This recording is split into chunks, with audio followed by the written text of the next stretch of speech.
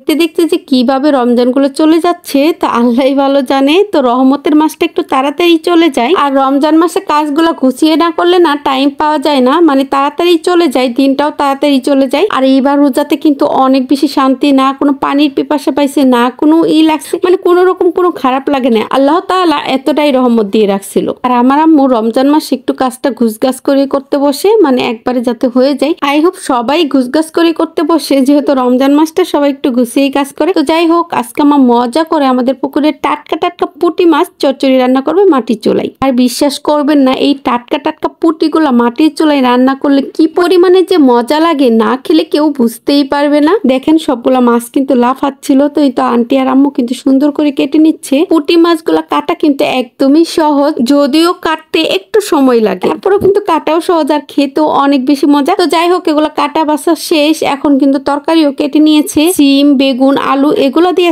রান্না করবে। আর সবজির সাথে কিন্তু বেশি করে পেঁয়াজ মরিচ দিয়ে দিল। পুঁটি মাছগুলো একসাথে দিয়ে হলুদের গুঁড়ো, মরিচের গুঁড়ো, একটু বাটা মশলা দিয়ে আর সরিষার তেল দিয়ে সুন্দর করে আমার হাতে চটকে চটকে মাখতেছে। আর এই তরকারিটা সরিষার তেলে রান্না করলে অনেক বেশি মজা লাগে আর ফ্লেভারটা অনেক সুন্দর আসে। তো যাই হোক, এই তো দেখেন আম্মু চটকে চটকে মাখার পরে কিন্তু কয়েকটা টমেটো কেটে রাখছিল, ওগুলো দিয়ে ধনেপাতা দিয়ে এখন সুন্দর করে আবারও মেখে নিচ্ছে। আর মাখতে হবে কিন্তু একদম আলতো ভাবে, বেশি চাপ দিয়ে মাখতে গেলে কিন্তু পুঁটি মাছগুলো একদম কাটা কাটা হয়ে যাবে। যদিও পুঁটি মাছটা অনেক কাটা কাটা, আর পুঁটি মাছ খেতে আমার অনেক বেশি ভালো লাগে। আর মাখার সময় যে ফ্লেভারটা আসে কি বলবো আপনাদের, জাস্ট খেয়ে ফেলতে মন চায়। তো যাই হোক, মাখার পরে কিন্তু আম্মু পরিমাণ মতো পানি দিয়ে দিচ্ছে চুলাতে বসিয়ে। এই তো দেখেন পানির পরিমাণটা কমই দিচ্ছে, যেহেতু ছোট মাছ হতে বেশিক্ষণ টাইম লাগবে না। এই তো জালটা ধরিয়ে দিল আন্টি, এখন সুন্দর করে রান্না করে নিচ্ছে। আর এই যে ক্ষেতটা দেখতেছেন না, ছোট্ট পুকুরটা, ওইটা থেকে কিন্তু এই মাছগুলো মারছে। এই তো সামান্য পানি দেখা যাচ্ছে, এখন কিন্তু মানে এই ধান লাগাইছে ওইখান থেকে এতগুলো পুঁটি মারছে। আর এই তো দেখেন তরকারিটা কিন্তু অলমোস্ট হয়ে গেছে। তো এই তো আর একটু হবে। আর এই তো পাট শাক রান্না করে নিয়েছিল,